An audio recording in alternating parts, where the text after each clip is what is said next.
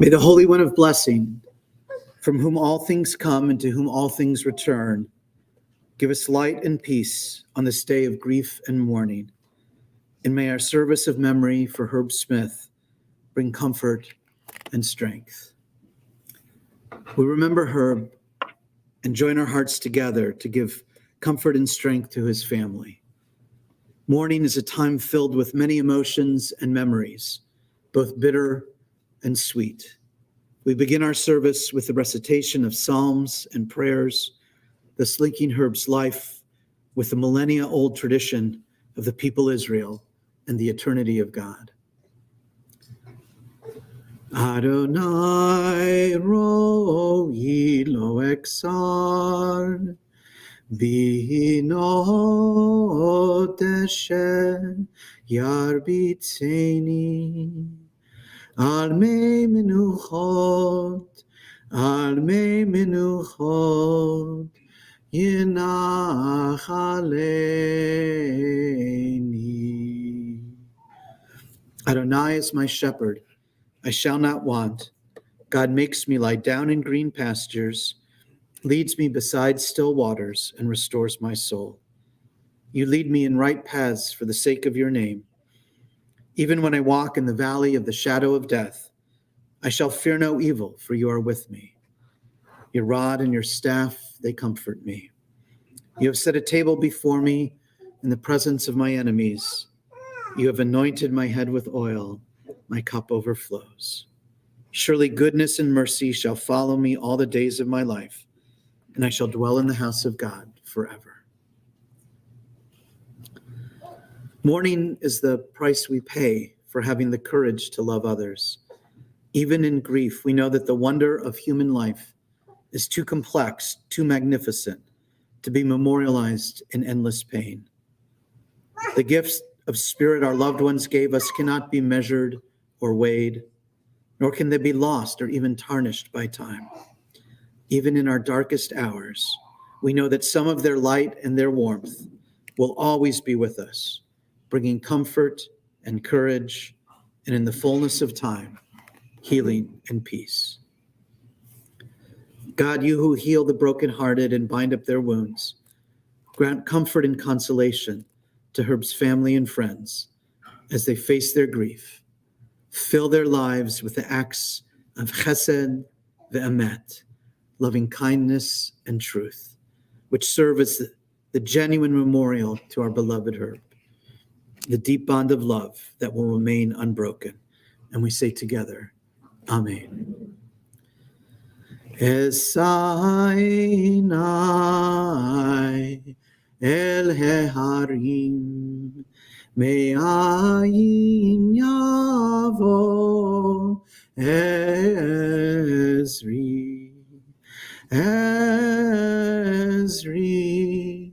me'im Adonai oseh shamayim Baretz. I turn my eyes to the mountains. From where will come my help? My help comes from Adonai, maker of heaven and earth. God will not let your foot give way. Your guardian will not slumber. See, the guardian of Israel neither slumbers nor sleeps. Adonai is our guardian, our protection at our right hand, so that the sun does not strike us by day, nor the moon by night. God will guard us from harm, guard our lives, our going and coming, now and forever. Adonai ma'adam v'tadehu ben enosh v'tachshvehu. God, what are we that you have regard for us? What are we that you are mindful of us? We are like a breath. Our days are like a passing shadow. We come and go like grass, which in the morning shoots up renewed, and in the evening fades and withers. You cause us to turn to dust, saying, return, O mortal creatures. Would that we were wise, that we understood whither we are going. For when we die, we carry nothing material away. No earthly glory accompanies us. But mark the wholehearted, and behold the upright. They shall have peace. God, you redeem the souls of your servants, and none who trust in you shall be forever desolate.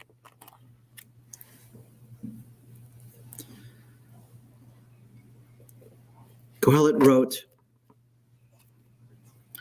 there is a time for everything, a time for every experience under heaven, a time for being born and a time for dying, a time for planting and a time for uprooting that which has been planted, a time for destroying and a time for healing, a time for tearing down and a time for building up, a time for weeping and a time for laughing, a time for wailing and a time for dancing, a time for throwing stones and a time for gathering stones together, a time for embracing and a time for refraining from embracing, a time for seeking and a time for losing, a time for keeping and a time for discarding, a time for tearing and a time for sewing back together, a time for silence and a time for speaking.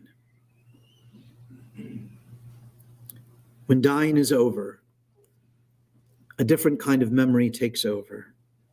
Not the memory that is found in an obituary, not the memory that records the past indiscriminately, but active memory that sifts through the ashes of the past to retrieve moments that give heart to the future. That memory is an active resurrection. It raises up from oblivious the glories of forgotten years, even the memories of failures, the recollections of frustration and regret are precious. Broken memories are like the tablets Moses shattered, placed lovingly in the ark of remembrance. Memories are saved, those immaterial, disembodied ghosts that endure. What is life after death? Pointers, ensigns, marking places that raise us up to life and give us a changed heart. Perhaps a life lived differently, better, wiser, stronger than before. What is left after death? Our lives, blessed with memory. We pause now for silent reflection upon Herb's life, followed by memories shared. We pray silently.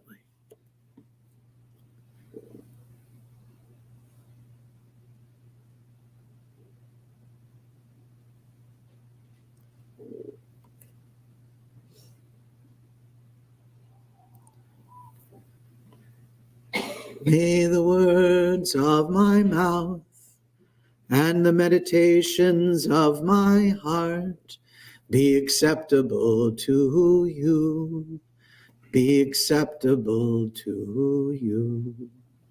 Adonai, my rock and my redeemer. Adonai, my rock and redeemer. Amen.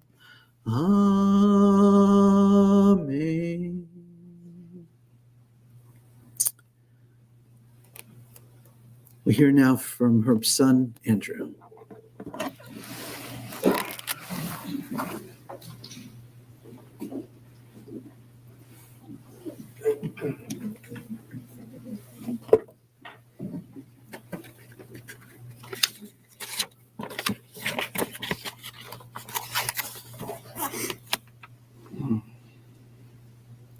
First of all, we take a second to recognize and thank each one of you for coming to honor my father and support our family.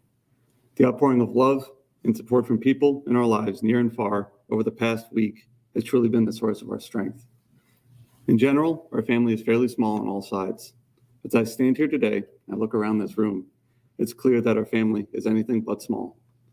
I consider each of you to be part of our family, and we're beyond lucky to have you in our lives. Daddy Herb, as we called him, was a lot of things to a lot of people. He was a devoted husband and clean freak, a devoted friend, a championship canasta player, the first and only VIP club member of the Dollar Tree, who was likely the only person to buy hair dye from there, a devoted cat grandfather, a person who didn't want to admit all the things he knew how to do because then he'd have to do them, the world's best brother, and most importantly, dad to us and grandpa to Pierce. None of these things made him more proud than being dad to us and husband to mom. He always said his greatest joy in life was staying home to raise Ellen and myself, which he always pointed out was at a time when guys didn't do that kind of thing. In his eyes, we really could do no wrong. When he was helping to teach me to drive and I ran through stoplights or off the road, he always told me, "You're doing fine." I think the only thing I ever did wrong was tell him to F off. Trust me, do not do that. I tried once and never did it again. However, for as happy as he was raising us, getting to meet and love Shannon and Peter was a true joy. But above all, meeting his grandson, Pierce, was certainly one of the greatest moments in his life. I'll never forget the messages he sent me on the day Pierce was born that probably took him a week to type. And his excitement a few days later when he literally barged into the hospital to meet him. There was no stopping him, and believe me, we tried. Dad taught me everything I know about raising a baby, but it could all be summed up by saying, trust your heart and do what feels right. As long as you keep him and the house spotlessly clean while never letting him out of your arms. Trust me, that's not the easiest thing to do. Though Shannon does a pretty good job. Ultimately, the pride he had in having a family was a driving force in his life. Not only did he literally want everything he owned to be spotlessly clean in case the Queen wanted to stop by unannounced, he wanted us to be perfect as well. He drilled into our heads from day one that when you leave this house, you represent this family. That has been one of the most impactful things in my life and has helped to shape me into the man that I am today. For as much as he was grounded in being a family man, friend, dad, grandpa, brother, he spent the rest of his free time either on the phone, split between Dr. Michael's MD, or our beloved Aunt Deanie, or in his own head, in his own alternate universe, full of beach houses, dreams of royalty, and animals that talk. It's a truly magical and happy place that I'm not sure any of us will fully ever comprehend. He was so entertained by himself and would laugh alone by the hour. Honestly, one of my greatest fears was that if he was ever to lose his mind, we would never know or see it coming. My dad was a very humble man, depending on the day. But one thing that he never bragged about was the fact that he was a true lord. His real name is actually Lord Herbert Smith. He didn't get to spend much time on that 1 square inch of land he was gifted in Scotland. But I can assure you that whether it was 1 square inch, that is now my inheritance, or 1,000 acres, the fact that it made him a lord was the most important thing. By the way, I'm now expecting you all to address me as Lord Andrew. I think it's important to point out that my dad's memory and eye for fashion and design. I remember a lot of things, but I do not have that creative mind. I have no idea what matches or what works well together. Fortunately for me, Shannon has that covered. But for the rest of you, good luck. He remembers the location of every piece of furniture in every room of every person's house he had ever stepped foot in. He also remembers every piece of clothing every person had ever worn to any event. Hopefully there's no repeats of recent ensembles in this group. If there are, just know he's talking about you up there to somebody. I also feel compelled to let you know about a few mistakes in the obituary that he would have liked to have corrected. First of all, other than the name change, he would have liked for you to also know that he was preceded in death by Princess Diana and Queen Elizabeth. He's also survived by Prince William, Princess Kate, and their many children. Although we feel very strongly about the causes we have asked for donations to, his real dream would be that all funds are donated to the Herb Smith Memorial Beach House Fund because he thought he deserved one. Finally, I can't help but acknowledge that funerals are an impossibly difficult time for everyone involved. There aren't many fun things associated with them. That is, unless your name is Lord Herbert Smith. He really hated funerals just as much as the rest of us. But looking at it pretty objectively, I think he actually kind of liked them. And let me tell you why. First of all, he loved getting dressed up to the nines and seeing everyone else dressed up as well. Second, he really loved pomp and circumstance. Third, he loved any excuse to use the silver service and fine china. 4, he loved when all of his loved ones were in the same place at the same time. But most importantly, his favorite part of any funeral was the food. Whoever died, no matter how sad it is, he would always say, "I bet they're eating good in that house." And trust me, Dad, we're eating good in our house, thanks to everybody sitting here. Thank you guys for coming.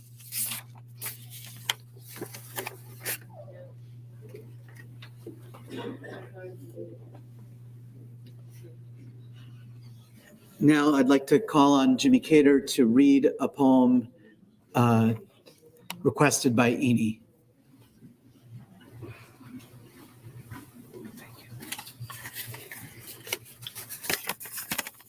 Perfect. Good morning. My name is Jimmy Cater. Eni and I have been very, very close friends for at least 60 years, and she has asked me to read this special poem to you all today. She told me this poem was first read by Father Esif at Fernie's funeral in 1974. Eni had carried on this tradition by reading it for her beloved mother, Moonie, and her beloved Aunt Nita at their funerals. I am truly honored to stand in for her today and read it for her beloved Herbie. Jeez, I start crying over that shit, man. This poem is named Desiderata by Max Ehrman. Go placidly amid the noise and the haste, and remember what peace there may be in silence. As far as possible, without surrender, be on good terms with all persons. Speak your truth quietly and clearly, and listen to others. Even to the dull and the ignorant, they too have their story. Avoid loud and aggressive persons. They are vexatious to the spirit. If you compare yourself with others, you may become vain or bitter, for always there will be greater and lesser persons than yourself. Enjoy your achievements as well as your plans. Keep interested in your own career, however humble. It is a real possession in the changing fortunes of time. Exercise caution in your business affairs, for the world is full of trickery. But let this not blind you to what virtue there is. Many persons strive for high ideals, and everywhere life is full of heroism. Be yourself, especially do not feign affection. Neither be cynical about love, for in the face of all aridity and disenchantment, it is as perennial as the grass. Take kindly the counsel of the years, gracefully surrendering the things of youth. Nurture strength and of spirit to shield you in sudden misfortune. But do not distress yourself with dark imaginings. Many fears are born of fatigue and loneliness. Beyond a wholesome discipline, be gentle with yourself. You are a child of the universe, no less than the trees and the stars. You have a right to be here. And whether or not it is clear to you, no doubt the universe is unfolding as it should. Therefore, be at peace with God, whatever you conceive him to be. And whatever your labors and aspirations in the noisy confusion of life, keep peace in your soul. With all its sham, drudgery, and broken dreams, it is still a beautiful world. Be cheerful, strive to be happy. Herbie, rest in peace, and thank you.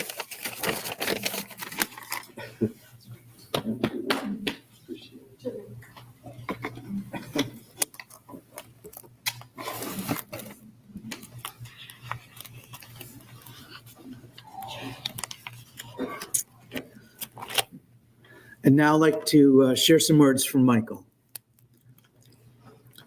We have gathered here today to memorialize my oldest friend, my brother. Herbie and I met in first grade on the playground of James Madison Public School, number 33.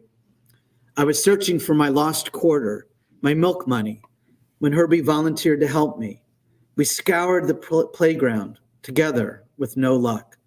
By happenstance, Herbie decided to check the cuff of my pants, and lo and behold, there it was. All was good in the world. I was able to purchase my chocolate milk and had acquired a lifelong friend. We became pretty much inseparable both inside and outside of school, eating at each other's homes and sleeping at each other's homes. His parents, Moonie and Murray, became my surrogate parents as my parents became his. Enid was like the big sister I never had, albeit annoying at times, but loved nonetheless. Herbie moved to Florida in 7th grade, and we didn't have much contact until the family moved back to Scranton 2 years later, in time for freshman year of high school. He called me upon his return and invited myself and other friends to a sleepover at his house. He said that his father had set up a bar for us. We were 14 years old and had never gone drinking up to that point in time. I was intrigued. We had a great time catching up with her, but suffice it to say that to this day, neither Herbie nor I could look at a bottle of Galliano without conjuring up some very unpleasant memories. Throughout high school, Herbie and I understood that we were not very good athletes. Rather, we preferred to think of ourselves as ladies' men, which in hindsight, we were probably not very good at either. We both ended up going to local colleges, Herb to Keystone and I to University of Scranton. Herbie transferred to the U for his 3rd and 4th year. We were townies and lived at home, which in retrospect we thought was a mistake, missing out on the true college experience.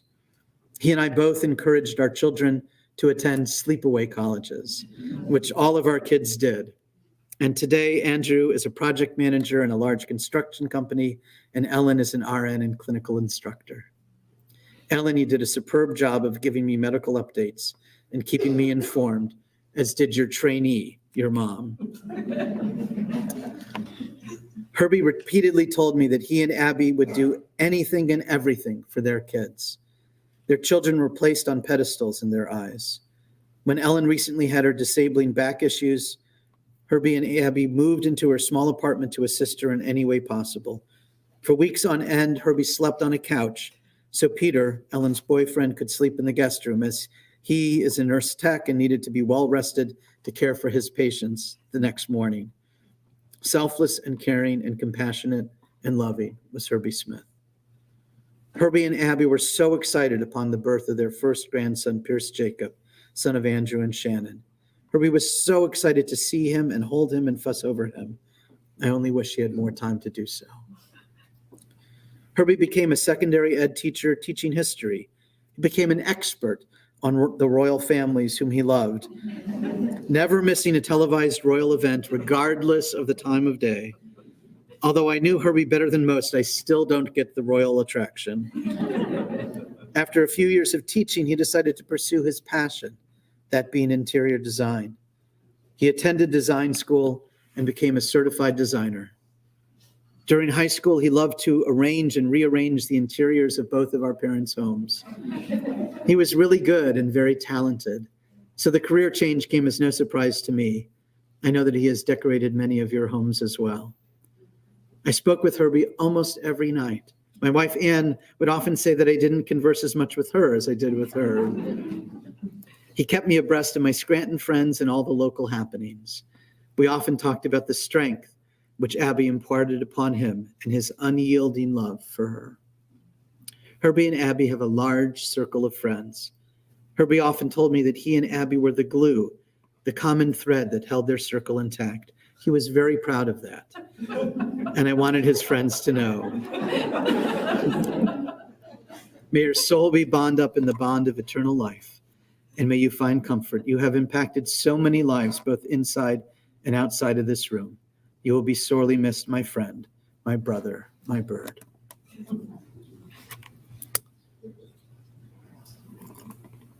Every person is unique, a never-repeated reflection of the image of the divine. But some people are just more unique than others, and Herb was way up there on the uniqueness chart. In some ways, he seemed a bundle of contradictions. He would work out every day and also devour a whole cake in one sitting. In public, he was always immaculately, carefully dressed. But inside, he relaxed in Andrew's castaway clothes with t-shirts worn inside out so he wouldn't be bothered by the tag. He had exquisite taste, and yet, as Andrew said, loved the dollar store. But at a deeper level, he was completely consistent. Because what mattered most to Herb was being devoted and loving. And that's what he was, all the time, to his siblings growing up, to his friends, and most of all, to his family. We've already heard about how close Herb was nearly his whole life with Michael. But all of Herb's friends know how much he could be counted on, how much they meant to him, how devoted he was. Herb adored his sister Fern and was devastated by her death. Thankfully, Enid was there for him, and the two of them have been inseparable. Every Sunday, they get together for dinner, and if Herb wasn't on the phone with Michael, he was probably talking with Enid. Indeed, he was sitting next to Enid at a wedding when he first saw Abby, declaring then and there that that was the woman he was going to marry. They didn't actually get to meet till 6 months later. When they did, Herb told Abby that story, and Abby, practical as always, didn't believe him. So Herb went to her closet and proceeded to ID the dress she wore to the wedding. Soon thereafter, when he saw Abby cleaning the cap on the ketchup bottle, he knew that he had indeed found the one. And his love was never in question since. As much as he was devoted to Abby, Herb's greatest joy was his decision, as Andrew said, to stay home and raise Andrew and Ellen. He was way ahead of his time, without role models and often without understanding from his peers. He didn't care. He couldn't have imagined a happier life than being with Andrew and Ellen and taking care of the home. He let his always fertile imagination go wild as he spent time with and entertained them. One case in point is the moose collection.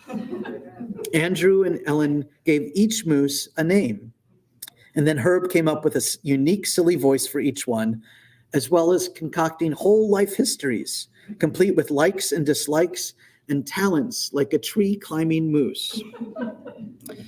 When he and Abby went to the beach, one of his true loves, he couldn't be happier than going into the ocean with Andrew and Ellen.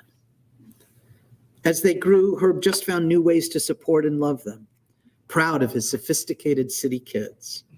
He adored his daughter-in-law, Shannon, and was thrilled that he could share his royal obsessions with her.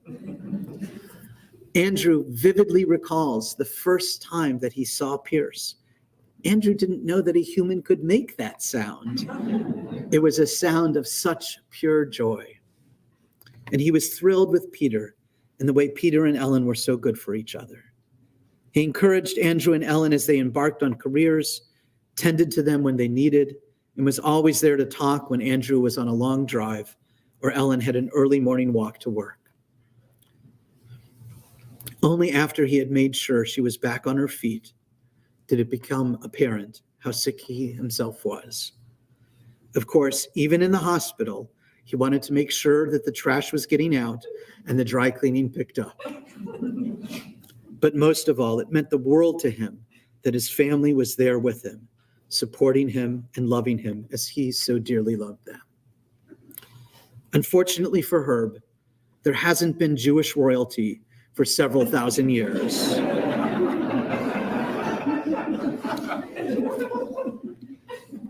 But appropriately enough, even in his dying, he achieved the next best thing. You see, there is a tradition that only the most worthy souls die on the day when Rosh Hashanah starts that evening. It's as if they were given every possible hour of the year that was about to end. Certainly, if you believe that God is love, what a fitting tribute that is to such a loving man. What happens after we die is a mystery. Still, I have to think that most of us can imagine Herb right now enjoying polishing the silver for his daily tea with the Queen. Not only reunited at last with Fern, but with a special screen enabling him to keep without any instructions needed, enabling him to keep tabs on Enid, on Michael and Anne, and of course on his beloved family, Abby, Andrew and Shannon, Ellen and Peter, with a special screen just to watch Pierce Jacob grow, from which he can send special boost messages to keep Pierce entertained. Even if that's not how it works, I would bet that Herb would be pleased to know that we're picturing him that way. But even more so, he would be pleased to know that we will continue to think of him whenever we wipe the cap on the ketchup, whenever we're dressed just so, whenever we come up with a silly voice for a stuffed animal, and most of all, whenever we show our love and devotion to each other. Then we will truly ensure that his memory will remain a blessing to us all. Zichrono Livracha. Please rise for El Malei Rachamim, the memorial prayer.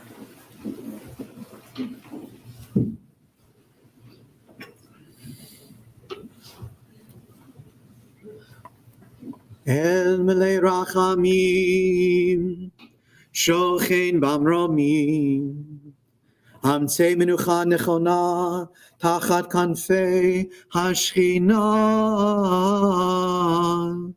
Kedoshim Utorim, Kezohar Akim Asirim et Nishmat, Chaim ben Moshe u'Michaela, Shehalach le'olamo. Bal harachamim yasirei her b'seter kanafav lo'olamim, ויצרור בצור החיים את נשמתו. אדוני הונח לטוב, וינוח בשלום על משכבו, ונאמר אמן.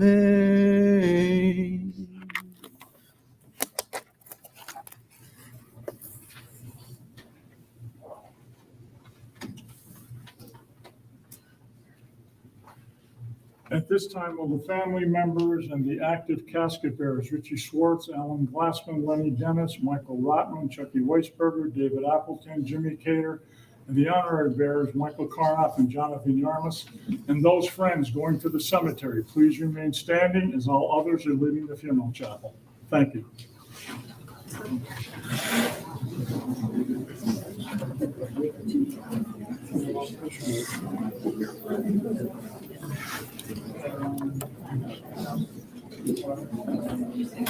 Yeah, there was some plug back there that was unplugged.